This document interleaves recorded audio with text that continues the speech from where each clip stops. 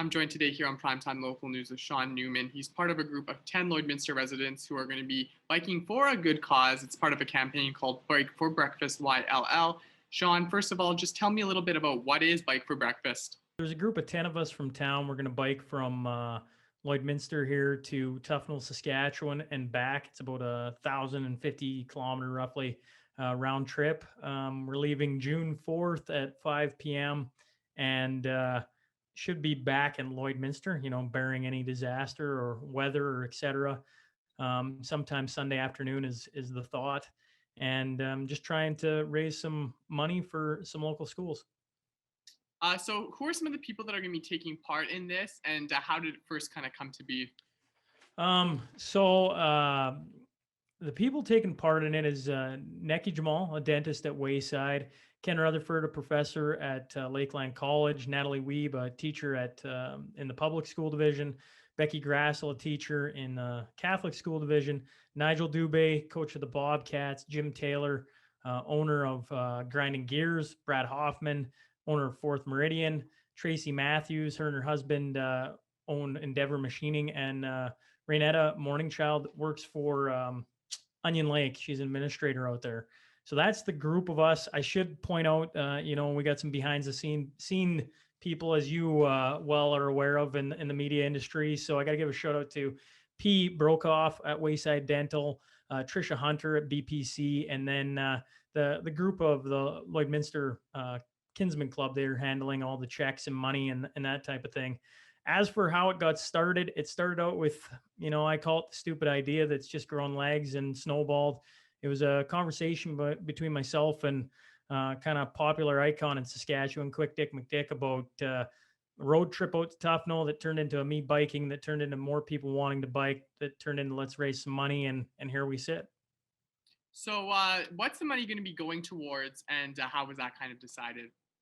Yeah, we want it to go towards breakfast programs or food, I guess, is if you really want to just narrow in on the simple of it. We want it to go to food. Um, it's been brought up as a concern. I don't mean to play that all kids are going hungry to school, because that's an absolute lie. But we've heard some stories, and we know the current, you know, climate of where we're at and the circumstances everybody's living in, and we just want to try and lend a hand. I guess that's the biggest thing. And we know that, I have trouble functioning on an empty stomach. I'm sure you do too, Jason. um, to have kids maybe showing up to school with little or nothing in their lunchbox, we just want to try and help that along as best we can. I know I saw beginning part of last year, I saw at the 100 Women Who Care event, I saw a presentation from the Lloydminster Public School Division talking about their breakfast program. And it really hit me how important that is to, fuel children and ensure that they have the nutrition that they need.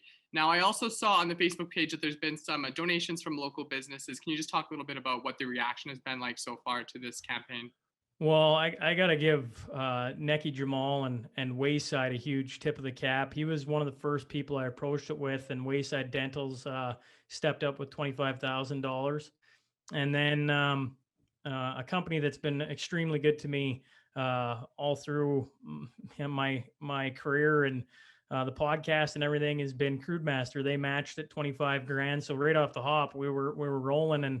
And then, we stopped into Roberge Brothers and Fountain Tire, and they each gave us 5 grand. And, so I think we were sitting, I haven't checked the number before I came on here, but this morning it was about 66,000 is what had come in, which is, I mean, once again, I just look at what's going on in the world and where the industry's sitting at and everything. And our community is so awesome. And we're just trying to do some good. And I think companies recognize that. And it's been, I don't know, pretty moving, to visit with a few of them, and they've heard some stories too, and they're reaching out and they want to help.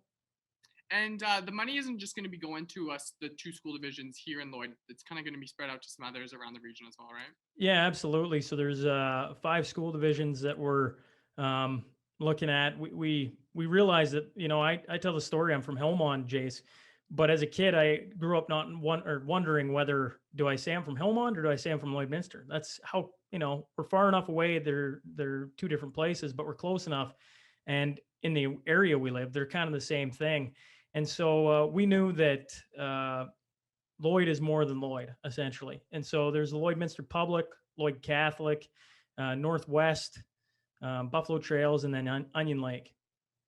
And so for people who are interested in contributing to this, how are they able to do so? We got a GoFundMe page that they can find if they go to our social media. So Bike for Breakfast is on Twitter, Facebook, and Instagram.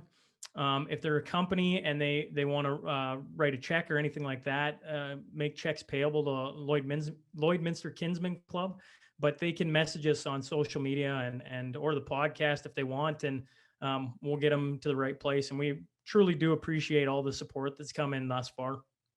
Well, I want to thank you, Sean, for taking some time to talk with me today. It was great to talk with you, and this is such a great initiative that you guys are starting to do.